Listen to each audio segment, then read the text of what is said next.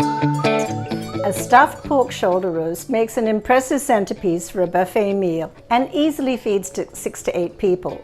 Once stuffed, the roast can be roasted on a rack in a shallowed pan or seared and then braised in stock.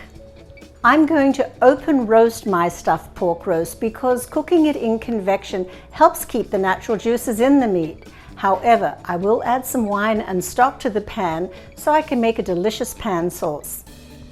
In order to stuff the pork, it needs to be butterflied, something the butcher can do for you expertly if you don't feel comfortable doing it yourself.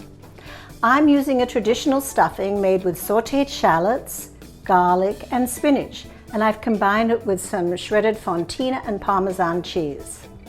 Before stuffing and rolling the roast, be sure to cut a few lengths of butcher's twine so that you can quickly tie the roast up. Combine all the stuffing ingredients and spread the stuffing evenly over the meat. Now roll the meat up the best you can. Take a length of the twine and tie it around the middle of the roast, then repeat the process at intervals so that the meat's properly contained. Now I'm working on a rim baking sheet, which I find makes it easier to handle the stuffing, rolling and tying, and it definitely helps with cleanup. Now you're ready to season the outside of the meat with a rub of kosher salt, cracked pepper and a mixed Italian seasoning, and of course a little rub of olive oil. Place the roast on a rack in a shallow-sided pan.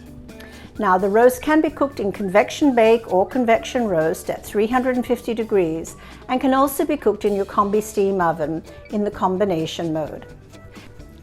Because the roast has been butterflied and pounded, it will cook faster than when left whole. Allow approximately an hour and a half for a 3-pound roast. I'm setting my timer after an hour and 15 minutes. Now, it's not ideal to use a meat probe with this cut of meat because these less tender cuts of meat, they take time. But as I say, because it's butterflied and pounded, it will cook faster than a whole pork shoulder. Now, remember, you will have to rest the meat before carving. So if you're adding any side dishes, which I highly recommend, be sure to factor in the resting and carving time and add the side dishes at the appropriate time.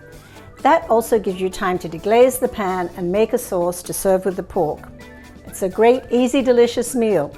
I hope you'll like it and be sure to subscribe.